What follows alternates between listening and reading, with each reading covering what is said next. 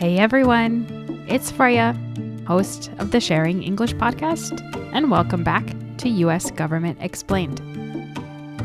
Over the past weeks, we've explored many parts of the American government system, from the Constitution to branches of government, elections, foreign policy, and more.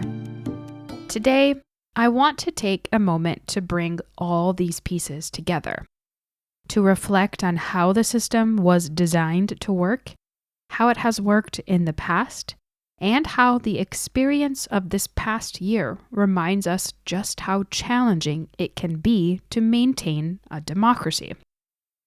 What I've shared with you so far is how the United States government was envisioned by its founders, how it is meant to operate, and how it has worked historically. The system includes important principles like checks and balances, the rule of law, and the peaceful transfer of power.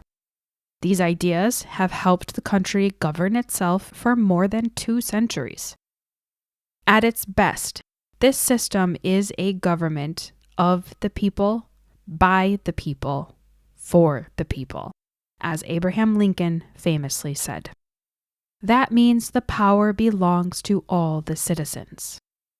The government works because people trust the rules, in general, respect the roles of each branch, and accept that disagreements must be settled through lawful and peaceful means. Now let me briefly bring everything together and summarize how the government is supposed to work. The U.S. government is built on the Constitution. That document created 3 separate branches of government, each with its own role and responsibilities. The legislative branch, Congress, makes the laws. It represents the people through elected officials in the House of Representatives and the Senate. The executive branch, led by the president, carries out and enforces the laws. It manages the federal agencies, directs foreign policy, and serves as commander-in-chief of the military. The judicial branch interprets the laws. The courts decide whether laws and government actions follow the Constitution. These 3 branches are connected through a system called checks and balances. Each branch has limits, and each branch has ways to respond if another branch exceeds its authority. No single person or institution is meant to control the entire system. The system also depends on regular elections. Citizens choose their representatives. Power is transferred peacefully from one government official to another. Leaders are accountable to voters and to the law. Federalism is another key feature.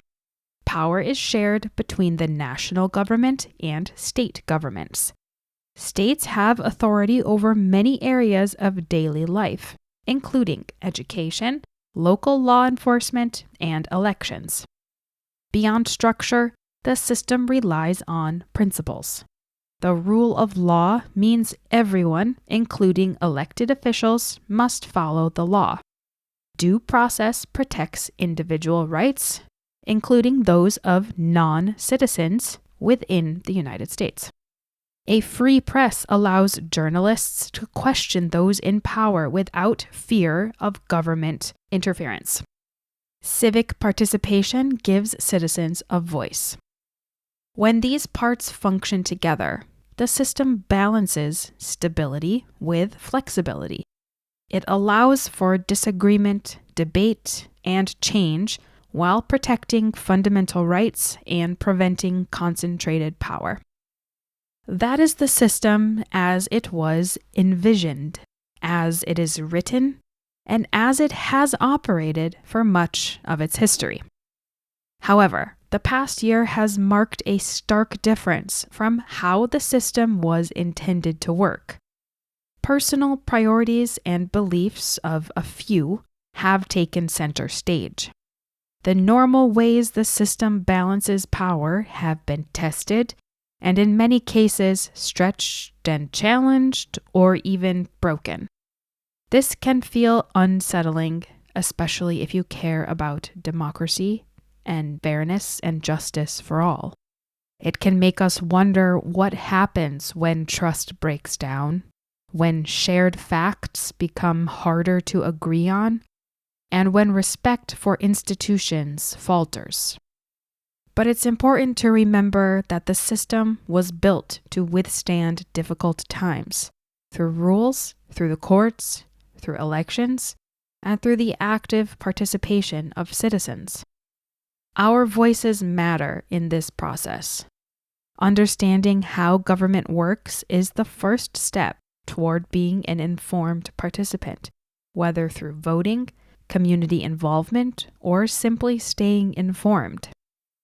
This mini-series has been my way of sharing that knowledge clearly and carefully, especially for those learning English, coming from other countries, or just curious about what is happening with the U.S. government. Because I believe that when people understand how government is supposed to work, they can better support it, improve it, and hold it accountable. The road ahead is not going to be easy, but the promise of the United States government remains. A government of the people, by the people, for the people. Thank you for joining me on this journey through U.S. Government Explained. You can find out more about me and the podcast at our website, www.sharing-english.com/podcast. If you've enjoyed this mini-series, please consider following, sharing, leaving a review, and let me know if you still have questions. I'll be happy to return to the mini-series from time to time as things change and need further explaining. So remember, learning about government is just the beginning. It's up to all of us to help keep democracy strong. I'm Freya, and this has been U.S. Government Explained.